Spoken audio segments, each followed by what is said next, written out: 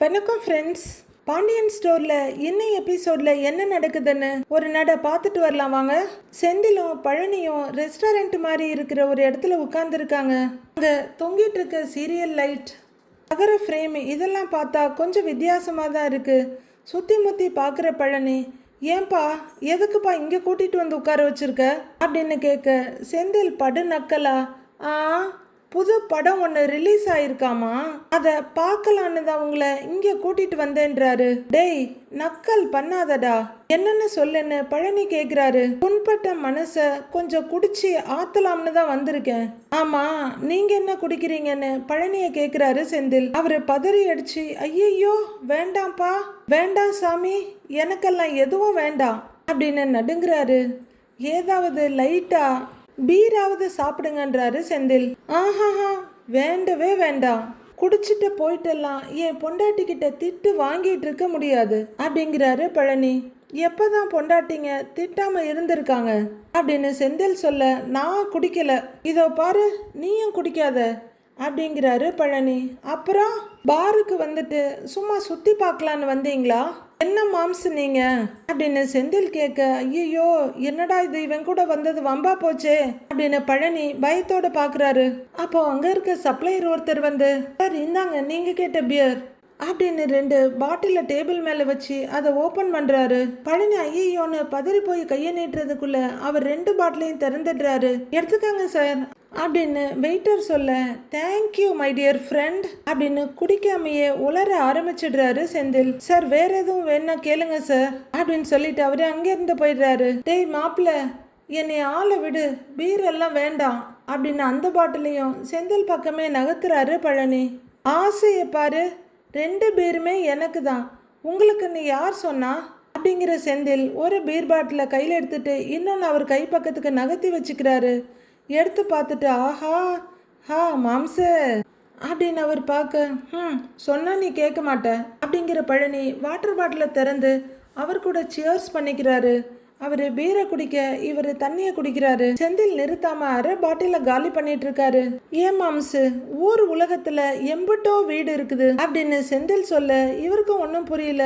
ஆமா இருக்குன்றாரு. அந்த வீடுங்கள்ல எல்லாம் எம்பட்டோ குடும்பம் இருக்கு அப்படின்னு செந்தில் சொல்ல, ஆமாப்பா குடும்பங்கள்லாம் இருக்கு அப்படின்னு பழனியை ஒத்துக்கிறாரு. அந்த குடும்பத்துல எல்லாம் எம்பிட்டு நல்ல ஆளுங்கள்லாம் இருக்காங்க அப்படின்னு அவர் கேட்க, ஆமாப்பா இருக்காங்கப்பா, நீ எதுக்குப்பா தேவையில்லாம எல்லாத்தையும் அடுக்கிக்கிட்டே இருக்கிற, சொல்ல வந்த விஷயத்த பட்டுன்னு சொல்லுங்கிறாரு பழனி. அந்த நல்ல ஆளுங்களுக்கெல்லாம் புள்ளையா பொறுக்காம, ஏன் மாம்சு ஓ மாமா பாண்டியனுக்கு போய் பிள்ளையா பிறந்தேன் நான் அப்படின்னு செந்தில் கேட்க, ஓ இதுக்கு தான் இவ்வளவு பில்டப்பா அப்படிங்கிற மாதிரி பாக்குறாரு பழனி. நாம எங்க பிறக்கணும், யாருக்கு பிள்ளையா பிறக்கணும்னு நாம எப்படி மாப்பிள்ள முடிவு பண்ண முடியும் அப்படின்னு பழனி கேட்க, நம்ம ரேஞ்சுக்கு நான் வேற எங்கேயாவது பிறந்திருக்கணும் மாம்சு அப்படின்னு செந்தில் சொல்ல, டேய் உனக்கு என்னடா குறைன்ற மாதிரி பாக்குறாரு அவரு. நையின்னு பேசாம தொட்டதுக்கெல்லாம் குத்தம் கண்டுபிடிக்காம 5 நிமிஷத்துக்கு ஒரு தடவை அசிங்கப்படுத்தாத அப்பாவுக்கு மகனா பிறந்திருக்க வேண்டியவன் நானு, என் கிரகம் நான் இங்க வந்து பிறந்திருக்கேன்னு புலம்புறாரு அவரு. அட விடுப்பா, உங்க அப்பா எப்பவுமே பேசுறது தானே, அத போய் நீ ஏன் பெரிய விஷயமா எடுத்துட்டு இருக்கன்றாரு பழனி. அந்த பாழா போன பக்கோடாவை நான் வேணான்னு தான் சொன்னேன் மாம்சு, அம்மா தான் சும்மா இல்லாம பாசத்துல இந்தா இந்தா இந்தான்னு ஊட்டி விட்டாங்க, உடனே சண்டைக்கு வந்துட்டாரு மாம்சு. ஏன் மாம்சு, நான் அவரோட புள்ள தானே, அந்த ரத்தம் தானே இங்க ஓடுது, அவருக்கு கொஞ்சம் கூட என் மேல பாசமே கிடையாதா, நாம பெத்த புள்ளைய இப்படிலாம் பேசுறோமே, அவன் மனசு வருத்தப்படாதான்னு கொஞ்சம் கூட யோசிக்க மாட்டாரா என்ன அப்படின்னு செந்தில் புலம்பி தள்ளிட்டு இருக்க, டேய் அவர் ஆரம்பத்துல இருந்தே அப்படியே இருந்துட்டாருடா, விடுடா அப்படின்னு பழனி சொல்லிட்டு இருக்க. மீதி அரை பாட்டில் இருந்தத அப்படியே கப்புன்னு தூக்கி குடிச்சிட்டு இருக்காரு செந்தில். ஏய் எப்பா, டேய் இந்தாடா, எதுக்குடா இவ்வளவு வேகமா குடிக்கிற, மாப்பிள்ள சொன்னா கேளு, பொறுமையா குடி அப்படின்னு பரபரக்கிறாரு பழனி. செந்தில் கொஞ்சம் கூட கண்டுக்கல. அடுத்த ரவுண்ட்ல அரை பாட்டிலும் காலி, வெறும் பாட்டில வச்சுட்டு, எல்லாரும் சொல்லுவாங்கல்ல மாம்சு, நான் எங்க அப்பா மாதிரியே இருக்கணும்னு, அப்படின்னு செந்தில் சொல்ல ஆமான்னு தலையாட்டுறாரு பழனி. ஆனா என்னைய யாராவது கேட்டாங்கன்னு வச்சுக்கேன், என்ன தெரியுமா சொல்லுவேன் அப்படின்னு செந்தில் கேட்க, ஓகே இன்னைக்கு உன்னோட கொத்து பரோட்டாவுக்கு நான் தான் குழம்பு சொல்லுங்கிற மாதிரி பாக்குறாரு பழனி. 2 சொடக்கு போட்டுட்டு எந்த காரணத்தை முன்னிட்டும் எங்க அப்பா மாதிரி இருக்க விரும்பலன்னு தான் சொல்லுவேன் அப்படின்னு செந்தில் சொல்ல ஏண்டாங்கிற மாதிரி பாக்குறாரு பழனி. நெசமா சொல்லுவேன் மாமா, நாளைக்கு எனக்கும் குழந்தை பிறக்கும்ல அப்படின்னு செந்தில் சொல்ல உடனே பழனி ஆனந்த அதிர்ச்சியில, அப்படியா நாளைக்கா சொல்லவே இல்லை அப்படின்னு பரபரப்பா எழுந்திருக்கிறாரு. அட மாம்சு, நாளைக்குன்னா நாளைக்கே வா, என்னைக்காவது ஒரு நாள் குழந்தை பிறக்கும்ல அப்படின்னு செந்தில் சொல்ல, ஓ அப்படி சொல்ல வர்றியா அப்படின்னு பழனி கேட்குறாரு. அந்த பிள்ளைகிட்ட எங்க அப்பா மாதிரி கண்டிப்பா நான் நடந்துக்கவே மாட்டேன், குட்டெல்லாம் பேச மாட்டேன், நையின்னு தொந்தரவெல்லாம் கொடுக்க மாட்டேன். முக்கியமான ஒன்று, அந்த பிள்ளைகிட்ட நான் சண்டையெல்லாம் போடவே மாட்டேன் மாம்சு. சூப்பரா நல்லபடியா வளர்ப்பேன், நல்லா பார்த்துக்குவேன், வேண்டியது எல்லாமே செஞ்சு கொடுப்பேன் மாம்சு. டெய்லி என் பிள்ளைக்கு 1/2 கிலோ பக்கோடாவா வாங்கி வாங்கி ஊட்டி ஊட்டி விடுவேன் அப்படின்னு செந்தில் சொல்ல, தினம் 1/2 கிலோ பக்கோடாவா, அம்புட்டு தான் அந்த புள்ள அப்படிங்கிற மாதிரி பயத்தோட பாக்குறாரு பழனி. இவரை அடிச்சு சரக்கு தலைக்கு ஏற, ஆமா அப்படின்னு பெருமையா தலையாட்டிக்கிறாரு. ச்சே, ஆனா மாம்சு என்ன எம்பட்டு கேவலமா பேசிட்டு போயிட்டாரு தெரியுமா? இதுல அவர் தான் ஊர்ல நல்ல அப்பான்னு பெருமையா வேற சொல்லிக்கிறாரு. நல்ல அப்பாவாமா, நல்ல அப்பா அப்படிங்கிற செந்தில் படக்குன்னு பக்கத்துல இருக்க இன்னொரு பாட்டில் எடுத்து சரிக்க ஆரம்பிச்சிடுறாரு. டேய் மாப்பிள பொறுமையா குடிடா அப்படின்னு பழனி சொல்லிட்டு இருக்கவே 1/2 பாட்டில் காலி. படக்குன்னு மறுபடியும் கீழே வச்சுட்டு, மனசு வேதனையா இருக்கு மாம்சு, அம்பட்டு வேதனையா இருக்கு அப்படிங்கிறவரு மறுபடியும் பாட்டில் எடுக்க, மாப்பிள போதும் மாப்பிள, சொன்னா கேளு அப்படிங்கிறாரு பழனி. சும்மா இரு மாம்சு, நீ வேற அப்படின்னு குடிக்கிறாரு செந்தில். அடச்சி, சட்டு புட்டுன்னு குடிச்சிட்டு கிளம்புப்பா, நீ குடிக்கிறதையும் புலம்புறதையும் கேட்கறதுக்கு பழனி வேணா உட்கார்ந்துருக்கலாம், எங்களால உண்மையா முடியல. ஆனா மாம்சு, எங்க அப்பா எங்கிட்ட பேசுற மாதிரி உங்ககிட்ட பேசி இருக்கணும், சாரி உங்ககிட்ட பேசி இருக்கணும். நீங்க குடமா அப்படியே அண்டாவா குடிச்சிட்டு இருப்பீங்க தெரியுமா அப்படின்னு செந்தில் சொல்ல, நான் அவர்கிட்ட வாங்காத திட்டாடா, ஏண்டா ஒண்ணுமே தெரியாத மாதிரி பேசிட்டு இருக்கிற அப்படின்னு தலையை தாங்கிட்டு உட்கார்ந்துருக்காரு பழனி. அவர் ஒரு அப்பா மாதிரிலாம் நடந்துக்க வேண்டாம், அட்லீஸ்ட் ஒரு மனுஷ மாதிரியாவது நடந்துக்க வேண்டாமா அப்படின்னு செந்தில் சொல்ல, ஐயோ இவன் புலம்புறதையும் நிறுத்த மாட்டான், குடிக்கிறதையும் நிறுத்த மாட்டான், எதையும் நிறுத்த மாட்டான் போலையே அப்படின்னு பார்க்குறாரு பழனி. மனுஷனா இருந்தாலு அப்படிங்கிற செந்தில் மறுபடியும் பாட்டிலை கையில் எடுக்கிறாரு. அப்பா சாமி, அவர் பாட்டிலை கீழே வைக்கிறப்போ நாமளும் தப்பிச்சிட்டோம். அந்த தொந்தரவு முடிஞ்சதுன்னு பார்த்தா அடுத்த தொந்தரவு ஆரம்பமாயிடுச்சு. பாண்டியன் சரவணனையும் பக்கத்துல சோஃபால உட்கார வச்சுட்டு டிவியை பார்த்துட்டு இருக்காரு. டிவியில பொன் மாலையில் ஓர் மல்லிகை நான் தான் பூ என்றதுன்னு பாட்டு ஓடிட்டு இருக்கு. சரவணன் மாத்திரையோட வேகமா என்னவோ தெரில, அப்படியே கண்கள் சொருக உட்கார்ந்துருக்காரு. ஏண்டா சரவணன்னு கூப்பிட திரும்புறாரு. இப்பெல்லாம் உனக்கு ராத்திரி நேரம் தூக்கம் வருதாடா அப்படின்னு கேட்க, வருதுப்பாங்கிறாரு அவரு. வரணுமே, ஏன்னா அப்பா கொடுத்த ட்ரீட்மெண்ட் அப்படி அப்படின்னு அவர் பெருமையா சொல்ல, சரின்னு சரவணன் திரும்பிக்கிறாரு. இங்க பாருடா, இனிமே நீ என்ன செய்வியோ ஏது செய்வியோ தெரியாது, தினமும் டிவி பார்த்துட்டு தான் நீ தூங்கணும் அப்படின்னு பாண்டியன் சொல்ல, விளங்கிடும் அப்படிங்கிற மாதிரி பார்த்துக்கிட்டே வர்றாங்க கோமதி. சரிங்கப்பான்னு சரவணன் தலையாட்ட, டேய் சரவணான்னு கூப்பிட்டுட்டு கோமதி வர்றாங்க. வா கோமதி, வந்து நீயும் உட்காரு அப்படின்னு அவர் சொல்லிட்டு இருக்கும் போதே என்னையும் உட்காந்து டிவி பார்க்க சொல்லடாதீங்க அப்படின்னு கோமதி சொல்ல, பாண்டியன் ஒரு முறை முறைச்சிட்டு சொல்லல விடுங்கிறாரு. டேய் சரவணா, செந்தில் வந்துட்டானா அப்படின்னு கோமதி கேட்க, இல்லம்மா நான் அவனை பார்க்கவே இல்லையேன்றாரு சரவணன். ஏம்மா தம்பி எங்க போயிருக்கான் அப்படின்னு சரவணன் அம்மா கிட்ட கேட்கிறாரு. கோமதி பாண்டியன் ஒரு முறை முறைச்சிட்டு, உங்க அப்பா வாய வச்சுக்கிட்டு சும்மா இருக்கிறது இல்ல, கோவமா திட்டாரு, அதனால அவன் வீட்டை விட்டு வெளியில போயிட்டான்டா அப்படின்னு கோமதி சொல்ல, சரவணன் உடனே பாண்டியன் பக்கம் திரும்பி, நீங்க ஏன்பா அவனை திட்டினீங்க அப்படின்னு கேக்குறாரு.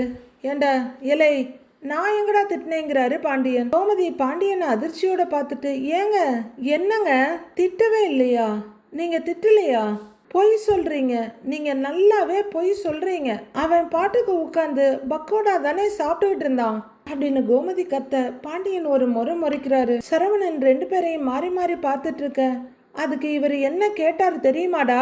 வேலை வெட்டி இல்லாதவனுக்கு எதுக்கு பக்கோடான்னு கேட்டாருடா அப்படின்னு கோமதி சொல்ல, ஏன்பா ஏன்பா அப்படி கேக்குறீங்க அப்படின்னு சரவணன் கேட்க, ஏண்டா இலை நீ வேறங்கிறாரு பாண்டியன். அவனுக்கு கொஞ்சம் கூட எதை பத்தியும் கவலையே கிடையாதுடா அப்படின்னு பாண்டியன் சொல்ல, கோமதி கோவமா நின்னுட்டு இருக்க அப்பாவை வருத்தத்தோட பாக்குறாரு சரவணன். சும்மா இந்த மாதிரி எதையாவது பண்ணிக்கிட்டே இருந்தான்னா கோபம் வராதா அப்படின்னு பாண்டியன் கேட்க, சரவணனுக்கு என்ன பதில் சொல்றதுன்னு தெரியல. அவரு அப்படியே அம்மாவை நிமிர்ந்து பார்க்க, பட்டினியா இருந்தா மட்டும் வேலை கிடைச்சிடுமா? ஏதாவது ஒண்ணு நான் சொல்லிட போறேன். தேவையில்லாம இங்க வந்தேன் பாருங்க, என்ன சொல்லணும் ச்சே அப்படின்னு பாண்டியன் முகத்துல காரி துப்பாத குறைய அங்கிருந்து போறாங்க கோமதி. போடி போ அப்படிங்கிறவரு சரவணன் கிட்ட திரும்பி, சும்மா அவனுக்கு வக்காலத்து வாங்குற வேலையை தான் பாப்பா உங்க அம்மா அப்படின்னு பாண்டியன் சொல்ல, ரோபோட் மாதிரி எந்த உணர்ச்சியும் காட்டாம அப்படியே உட்கார்ந்துருக்காரு சரவணன். நேரா கோமதி மீனாவோட ரூம்குள்ள வர, அவங்க துவைச்ச துணிங்களை மடிச்சிட்டு இருக்காங்க. மீனா அப்படின்னு கூப்பிட, அத்தை வாங்கத்தன்னு எழுந்து நிக்கிறாங்க. ஏய் செந்தில் எங்கடி அப்படின்னு மீனா கிட்ட கேட்க, உங்க முன்னாடி தானே வெளியே போனாங்க, இன்னும் திரும்பி வரல அப்படின்னு சங்கடத்தோட சொல்றாங்க மீனா. ஒரு பெருமூச்சு விடுற கோமதி, எங்க போறேன்னு எதுவும் சொன்னானா அப்படின்னு கேட்க, ரொம்ப பரிதாபமான பார்வையோட ஒன்னும் சொல்லல அப்படின்னு குறுக்குல தலையாட்டுறாங்க மீனா. சாயங்காலம் போனாண்டி, இன்னும் ஆளை காணோமே, நீ அவனுக்கு போன் ஏதாவது பண்ணி பாத்தியா அப்படின்னு கோமதி கேட்க, கொஞ்ச நேரம் அமைதியா பாக்குற மீனா, இல்ல அத்தங்கிறாங்க. ஃப்ரெண்டு யாரையாவது பார்க்க போயிருப்பாங்க, வந்துருவாங்கன்றாங்க மீனா. உச்சி கொட்டிக்கிட்டு, ஷோ என்னத்த சொல்றது, உங்க மாமாவுக்கு இருக்கு பாரு வாயி, உலகத்துல யாருக்குமே அந்த மாதிரி இருக்காது. கண்டபடி எதையாவது ஒன்ன பேசிடுறது. ச்சே பாவண்டி, யார்கிட்ட உட்காந்து புலம்பிட்டு இருக்கான்னு தெரியல அப்படின்னு கோமதி சொல்ல, மீனாவும் சங்கடமும் சோகமா நிக்கிறாங்க. கைய பேசுகிற கோமதி, சரி நீ ஃபோன் பண்ணி பாரு நான் வர்றேன் அப்படின்னு ரூம்ல இருந்து வெளியே போறாங்க. மீனாவும் ஃபோன் எடுத்து அவருக்கு கால் பண்றாங்க. அவரு இன்னமும் அந்த பீர் பாட்டில கையில வச்சுட்டு அங்கேயே தான் உட்கார்ந்துருக்காரு. எதிரில் பழனி உட்கார்ந்துருக்காரு. செந்திலோட மொபைல் ரிங்காக, யார் அந்த நேரத்தில் டிஸ்டர்ப் பண்றது அப்படின்னு சொல்லிக்கிட்டே ஃபோனை எடுத்து பார்க்குறாரு.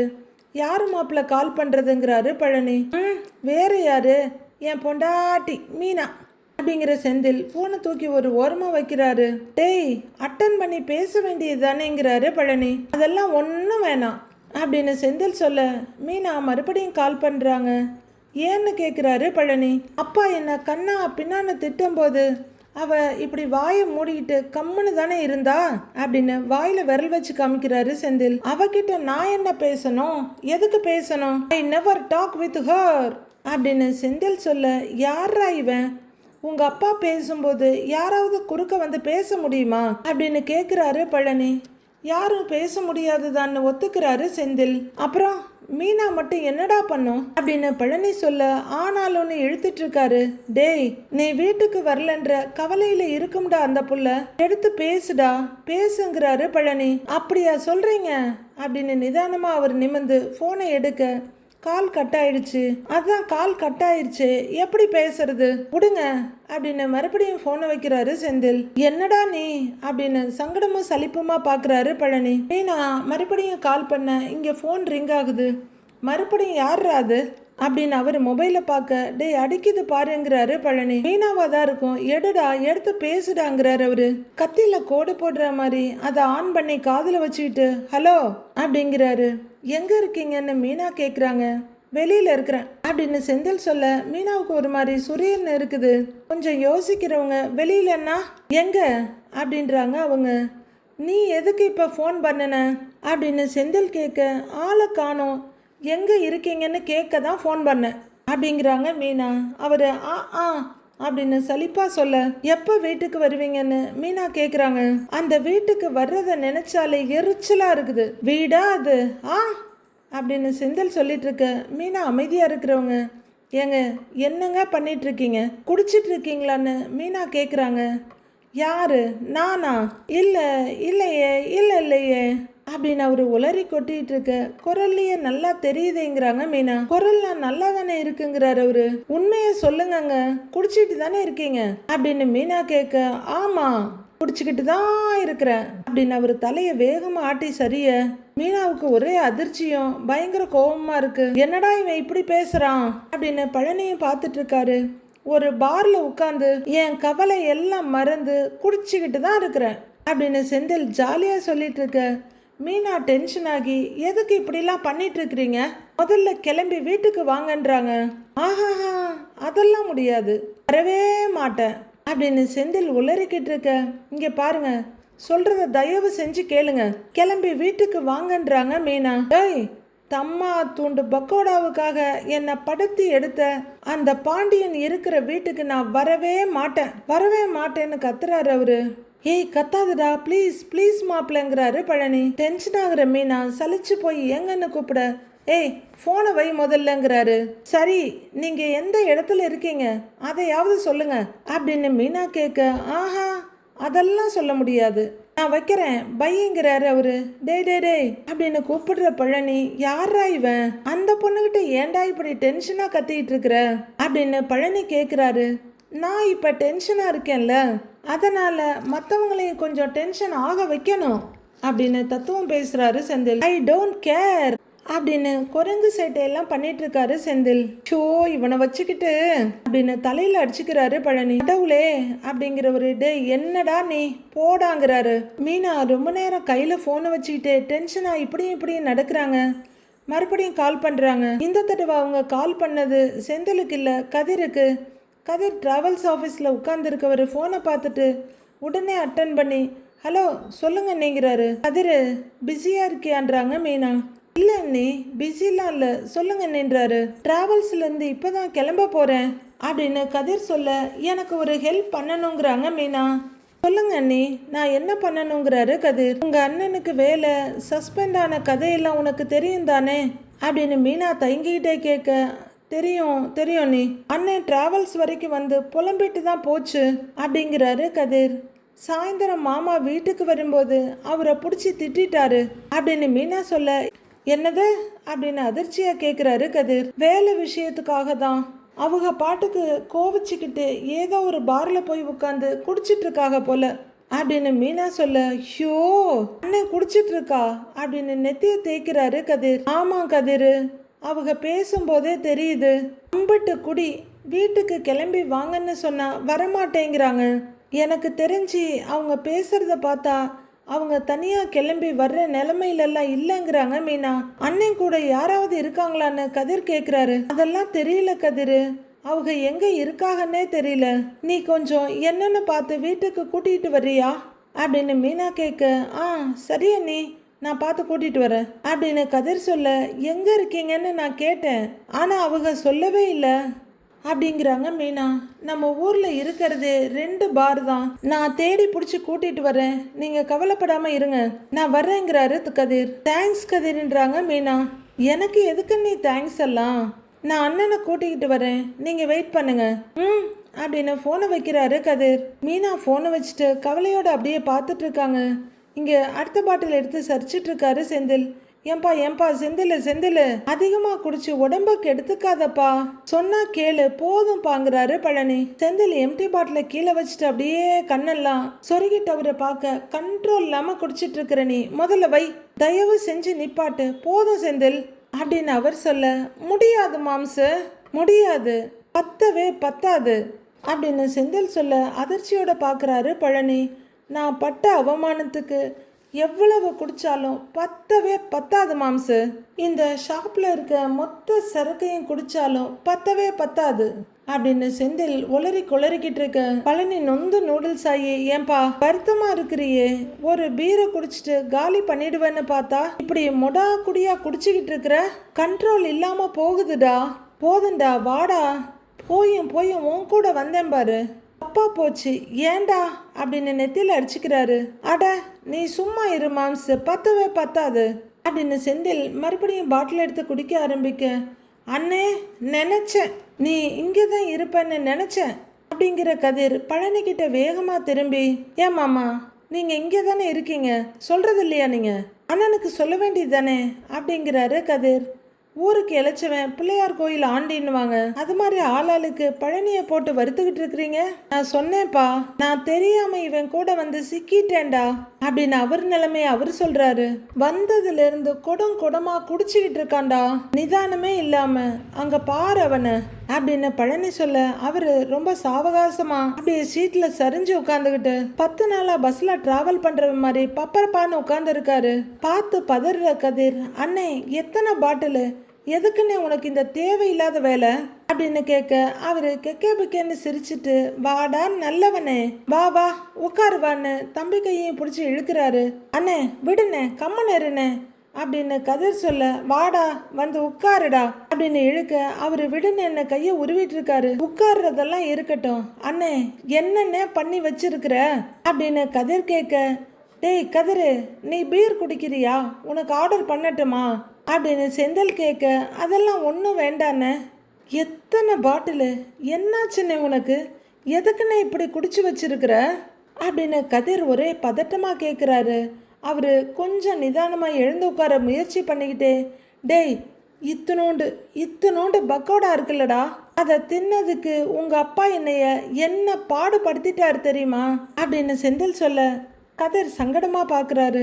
வேலை போயிடுச்சு, இப்படி மானம் கெட்டு போய் கொஞ்சம் கூட அசிங்கமாக இல்லாமல் சூடு சொரண வெக்கம் மானம்னு எதுவுமே இல்லாமல் இப்படி உட்காந்து பக்கோடா சாப்பிட்டுட்டு இருக்கேன்னு என்னை பார்த்து கேட்குறாருடா அப்படின்னு செந்தில் சொல்ல, என்ன அப்பாவை பற்றி தான் உனக்கு தெரியுமேன்னு எல்லாத்தையும் அப்படிதான் பேசுவார். அவர் திட்டுறதுக்கெல்லாம் நான் குடிக்க ஆரம்பிச்சா வீட்டில் ஒரு பாரை ஓப்பன் பண்ணி இருக்கணும்னு, நீ என்ன இப்படிலாம் குடிச்சு வச்சிருக்க அப்படின்னு கதிர் கேட்க, டேய் டேய் டேய் டேய் உன்ன மாதிரிலாம் என்னால் அட்ஜஸ்ட் பண்ணி வாழலாம் முடியாதுடா. ஏன் அட்ஜஸ்ட் பண்ணும், முடியவே முடியாது அப்படின்னு சொல்லிட்டு இருக்க.